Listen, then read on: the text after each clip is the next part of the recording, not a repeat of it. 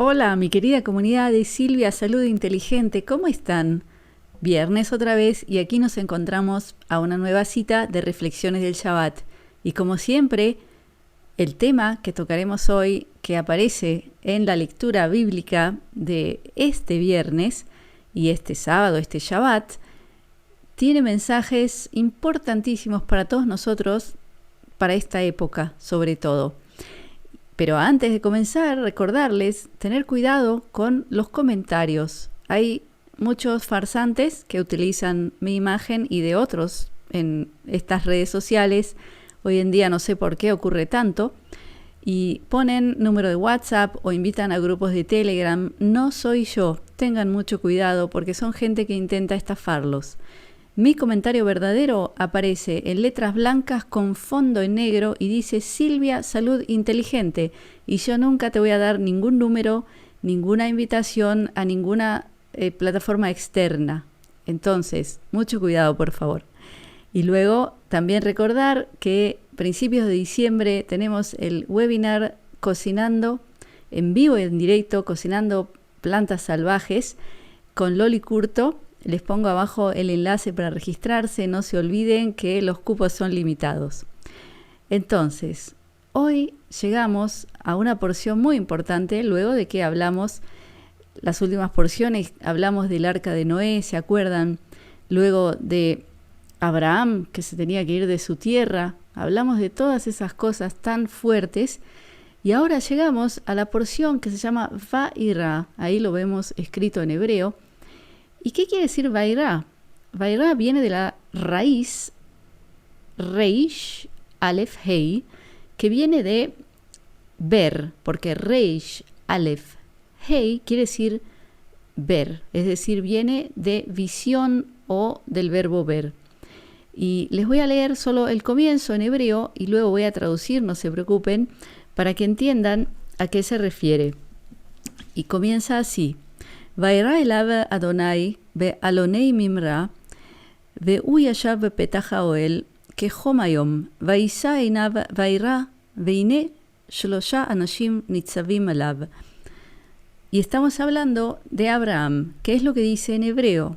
Dice, y verá Dios en ciertos árboles en un lugar que está sentado en la apertura de su tienda en medio del calor del día. Se refiere a Abraham, que lo ve sentado, y luego dice, y elevará sus ojos y verá, o sea que ahora se refiere, el verbo ver comienza con que Dios ve a Abraham, y luego dice, y verá 3 personas paradas ante él, o sea que ahora está hablando de Abraham que ve, o sea que está usando de nuevo el verbo ver. Por eso el nombre de esta porción es y verá, porque primero Dios ve a Abraham, luego Abraham ve a las 3 personas que llegan a visitarlo. Y esas 3 personas son ni más ni menos que 3 ángeles de Dios que están enviados a hacer varios trabajos. El primero es, su primer misión es darle la noticia a Abraham que va a ser padre, por más que tenía 99 años. En el momento en que llegan, tiene 99 años y Sara es un poco más joven que él, pero de todas formas eran muy, muy ancianos. Y luego la segunda función es ir junto con Abraham a Sodoma, a visitar a Lot, porque Lot vivía en Sodoma con su esposa e hijas, y tenían que avisar de lo que iba a ocurrir para que salga Lot, que se vaya con su esposa y sus hijas, antes de que esa ciudad, junto con Amorrá, que se dice en hebreo, que es Gomorra, se traduce en castellano, que salgan antes de que ocurra esa destrucción. Y mucho se ha hablado de estas 2 ciudades tan pecadoras, sobre los pecados más que nada físicos que ocurrían ahí, pero no mucho se habla de quiénes eran estas personas que vivían ahí y qué vida vivían y sobre todo qué leyes tenían. Y ahora yo quiero enseñarles varias cosas que quizás no han escuchado, y aquí se esconde sabiduría muy profunda que tiene mucho que ver con nosotros hoy. Y lo que vemos aquí es dos ciudades que son exterminadas por Dios porque han llegado al extremo del pecado. Y la pregunta es, ¿cómo se llega a ese extremo? Porque no es algo de un día para el otro, es un proceso, ¿no es cierto? Un proceso de mucho tiempo. Y para aprender un poco de lo que ocurrió ahí, vamos a sacar conocimiento de la Mishnah. Mishnah son libros externos a la Torá que traen interpretaciones de la Torá y también mucho conocimiento oral que se transmite a través de miles de años. Y es un cuerpo enorme de texto, de sabiduría muy profunda del judaísmo, que muchas veces habla de temas históricos porque viene a través de miles de años, entonces son testimonios que cuentan también sobre la época y también interpretaciones de grandes sabios hebreos de todo lo que está escrito en la Torá, y así se profundiza mucho en estas historias que aparecen en la Torá. ¿Y qué es lo que cuenta la Mishnah? La Mishnah cuenta que en Sodoma y Gomorra habían leyes muy específicas, porque uno cuando escucha de estas dos ciudades piensa que quizás eran muy primitivos, ¿no es cierto? Eran muy pecadores, siempre se conecta el pecado de ellos con las cosas muy terrenales, muy de la carne, entonces se piensa que quizás eran bárbaros y eran primitivos, pero al parecer no es cierto. Eran una sociedad muy inteligente y muy intelectual. Y ahí está el punto. No olvidemos este concepto de intelectual y de racional.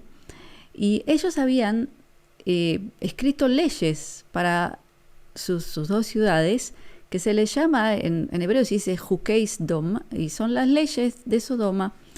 Y vamos a aprender un poco de varias de esas leyes, porque ellos partían de una especie de filosofía y desde esa filosofía desarrollaron esas leyes, y vamos a ver el resultado de esas leyes. O sea, ¿de qué filosofía partían? Ellos partían primero de la filosofía o la teoría de la evolución. ¿Qué quiere decir la evolución? De acuerdo a Darwin, es que el más fuerte sobrevive. ¿Y qué otra filosofía tenían? Ellos decían que el dinero le pertenecía a Dios y que el que tenía dinero es porque Dios se lo daba y el que no porque Dios no se lo daba. Entonces, si tú no tenías medios y eras pobre, es porque lo decidió Dios. Entonces no había que intervenir. O sea, el pecado para ellos era intervenir y darle ayuda a un pobre. Esa era una de las leyes de Sodoma. Una de las leyes decía que estaba prohibido, con pena de muerte, darle ayuda a una persona hambrienta o un pobre. Eso era una de las leyes. Pero vamos a ir más adelante y aprender otras de las leyes. Otra de las leyes de Sodoma, primero hablaba del ganado, porque había mucho ganado, muchas ovejas, cabras, y la ley decía así, que todos tenían que repartir el trabajo de cuidar las ovejas, para que en vez de que, por ejemplo, si un señor tenía mucho ganado, entonces él iba a tener que ir todos los días a hacerlo pastar y tenía que usar todo su tiempo en eso. Entonces, como ellos eran inteligentes, entre comillas, digamos, y racionales, ellos hicieron la cuenta y dijeron, bueno, conviene más que para dejar tiempo libre, nosotros nos repartamos ese trabajo. Entonces, en vez de que cada uno vaya con su ganado, vamos a ir repartiendo en grupos y vamos a decir que cierto día este señor va y lleva todo el ganado de todo este grupo de vecinos, en vez de que vaya cada uno con su pequeño grupo. Entonces los otros vecinos tendrán tiempo libre para otras cosas. Perfecto, eso suena muy bien, ¿no es cierto? Pero, ¿qué más decía la ley? Que cuanto más ganado tienes, menos días tú das. Es decir, que si tú tenías muchísimo ganado, o sea que tenías muchos medios, dinero, lo has comprado ese ganado, entonces tú ibas a ir, digamos, un día al mes, porque tenías mucho ganado. Y cuanto menos tenías, más días tenías que dar. Entonces, cuando llegábamos a una persona que no tenía ganado, ese tenía que hacer casi todos los días. Entonces, ese hombre trabajaba mucho más que los demás, que estaban quizás yendo al bar o quién sabe a dónde iban en esa época, ¿no es cierto? Fantástico. ¿Qué otra ley había en Sodoma? Y todo esto sale del cuerpo de la Mishnah, no es invento mío, son textos antiquísimos. Otra ley decía que había un puente que pasaba sobre el río y en ese puente se podía cobrar un impuesto a quien pasara. Y también si se pasaba por debajo del puente, había un impuesto. ¿Y qué decía la ley? Que el que pasaba por arriba del puente pagaba menos que el que pasaba por abajo. Y el que pasaba por arriba tenía que pasar por arriba porque iba con mucho ganado, entonces pasaba por arriba del puente. ¿Eso qué quiere decir? Que los que tenían mucho pagaban menos impuesto. Es decir, el que más pagaba era el pobre que pasaba por debajo, pasaba por el barro, y cuando salía del río se le cobraba mucho más impuesto que el que pasaba por arriba. De nuevo, vemos que esto es como si fuera una analogía a que los ricos pagaban menos. O sea que si tú vas por arriba y tienes mucho, pagas menos impuestos que el que va por abajo y no tiene nada. Entonces, ¿cuál era el resultado en Sodoma? El resultado era que los ricos se enriquecían de forma exponencial, porque cada vez tenían menos trabajo que les consumía el tiempo, o sea, les quedaba tiempo libre, y pagaban menos impuestos. Entonces ese tiempo libre te daba lugar para generar más, para tener más ideas también de cómo generar más. En cambio, el que no tenía, pagaba más impuesto y trabajaba más duro y se le consumía todo el tiempo, que entre nosotros el tiempo es uno de los bienes más valiosos de nuestra vida, si no el más valioso es el tiempo. Entonces, el resultado era que en Sodoma los ricos cada vez se hacían más ricos por las leyes que habían ellos mismos escrito, basadas en una filosofía que esa filosofía tenía prueba o no. La respuesta es no, porque nadie podía probar esa hipótesis de la cual ellos partían. Y ahora vamos a hablar un poquito de nuestro tiempo, de lo que pasa hoy. Por ejemplo, hay un famoso historiador, filósofo israelí, que hasta es profesor en la universidad donde yo misma estudié, la Universidad Hebrea de Jerusalén, donde yo estudié filosofía. Y les cuento algo personal. Yo estudié arte cuando tenía 20 y algo años, y luego del arte fui a estudiar filosofía, y todos se burlaban de mí, se reían mis amigos y decían, tú vas de un tacho al otro. Es decir, de algo que no te va a dar nada a algo que tampoco te va a dar nada, porque el arte y la filosofía se consideran como algo que no son carreras lucrativas, que no te dan una profesión con la cual ganar mucho dinero, y eso era la prioridad de todos, de elegir carreras universitarias que te den dinero. Y yo fui del arte visual a la filosofía. Y bueno, y solo quiero decirles que no me arrepiento ni un segundo de haber estudiado filosofía, sobre todo en la Universidad Hebrea de Jerusalén, que tiene un departamento de los mejores del mundo, y eso te hace desarrollar la capacidad de análisis, que eso es lo que yo hago con todo, con la Torá, con las finanzas. Ustedes ya saben los temas de los que yo hablo. Entonces, entre paréntesis, yo les digo que nunca dejen vuestra pasión, porque yo tenía pasión por la filosofía y hoy no me arrepiento para nada. Entonces, volvamos al tema de un ejemplo. Un filósofo historiador israelí llamado Yuval Noah Harari, que está muy de moda hoy y aparece en todos lados. ¿Qué dijo él?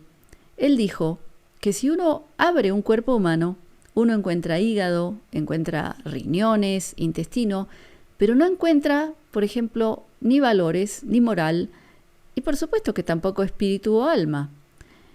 Por lo cual, uno puede también relacionar esto con la teoría de la evolución, que considera al ser humano como una especie de objeto que se va desarrollando solamente a nivel material y que el más fuerte sobrevive ante el más débil. Y ahora vamos a conectar esto a algo un poquito duro, que es también lo que pasó en la Segunda Guerra Mundial. Todos conocen a Hitler, que él creía en lo mismo, por lo cual muchas de las cosas feas que ocurrieron ahí, ya todos sabemos, también fue el exterminio de gente débil, un exterminio proactivo. Y no quiero entrar demasiado en esto porque no les gusta mucho que uno habla de este tipo de cosas en estas redes, entonces no voy a entrar, pero todos sabemos de lo que estoy hablando. Entonces, lo que vemos es que de una base filosófica errónea, uno puede llegar a reglas, a leyes que ya son comportamiento humano, y que cuando se llega a un extremo de esas leyes que se considera al ser humano como algo totalmente mecánico, solamente su lado material, como dice este señor Yuval Noah Harari, que él si abre un cuerpo ve solamente los órganos, no ve nada que tenga que ver con lo espiritual. Pero ahí podemos también refutarle a este señor tan honorable Yuval Noah Harari y decirle: estimado profesor, ¿y dónde está el intelecto y el racional? Cuando abrimos un cuerpo tampoco lo vemos, pero toda vuestra filosofía, vuestra ideología está basada también en el intelecto, en la adoración al intelecto y al racional. Y eso también es algo abstracto, ¿no es cierto? Entonces, ¿por qué vamos a eliminar lo espiritual y lo moral y lo ético y no eliminar lo racional e intelectual? ¿No es cierto? Es una pregunta que yo hago general. Pero volvamos a Sodoma. Lo que ocurre en Sodoma es que por esa base filosófica, hipotética, específica, se llega al dictamen de leyes que lo que hacen es generar que en los ricos la riqueza se agrande de forma exponencial y en los pobres lo contrario, es decir, que se disminuya la capacidad de salir de la pobreza de una forma extrema, hacer imposible que una persona se recupere de una posición así. ¿Y qué fue lo que hizo que Dios decida, de acuerdo a la Torá, el exterminio de Sodoma? ¿Cuál fue? Como dicen en hebreo, se dice la paja que rompió la espalda del camello. Eso quiere decir que el camello estaba muy cargado, pero seguía caminando, y una pequeña pajita de una ramita que se le agregó fue lo último que rompió su espalda. ¿Cuál fue esa paja que rompió la espalda del camello? Fue el grito de una muchacha que dio caridad a un hambriento. Ella le daba de comer a una persona hambrienta y cuando se enteraron de eso, la mataron. Y su grito fue lo que desencadenó la destrucción de Sodoma. Es decir, que en cierto punto ya se llega a tal extremo que no hay otro remedio que exterminar esa sociedad. Entonces, yo, en esta ocasión, también a mí, esto me trae a muchos pensamientos sobre nosotros, nuestra sociedad. También ver que existen hoy filosofías y personalidades que las representan y que son muy conocidas y que también influyen mucho en las decisiones de quién, de los gobernantes que también escriben leyes. Y la pregunta es, ¿acaso esas leyes son justas o son beneficiosas para la sociedad? ¿O esas leyes respetan los derechos humanos?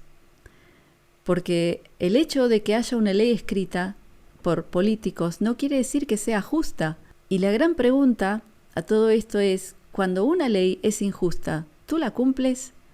O cuando una ley viola los derechos básicos de un ser humano, ¿tú la cumples? Porque todo lo que ocurre en Sodoma ocurre porque el pueblo lo acepta. Es decir, acepta esa ley. Porque si tú vas y luego que ves una joven que está dando de comer a un pobre y tú vas y la matas porque está escrito en la ley, ¿qué dice eso de ti? Y al fin y al cabo, esa destrucción a la que llega Sodoma es porque todo el pueblo toma parte en esa injusticia tremenda. Entonces, yo creo que esta historia tan fascinante y tan dura que aparece en la Torá hay que pensarla profundamente y ver dónde nosotros como ciudadanos, seres humanos, somos cómplices de la tremenda injusticia que se hace basada en hipótesis erróneas y de leyes que no respetan los derechos humanos.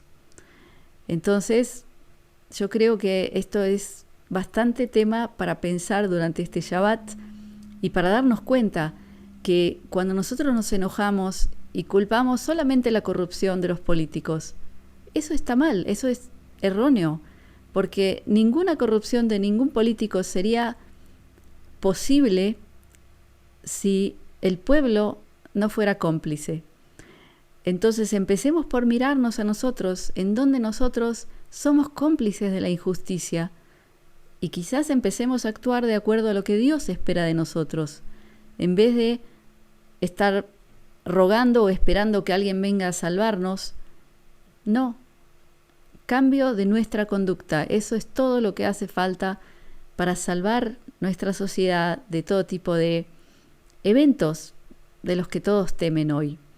Entonces, mi querida comunidad, mi querida audiencia, con este material tan profundo los dejo para que mediten durante el Shabbat y con mi bendición, mi brajá de briut, que es salud, de shalom, que es paz, de ahavá, que es amor, y shefa shel dvarim tovim, que es multiplicidad de cosas buenas. Gracias por estar conmigo. Shabbat shalom.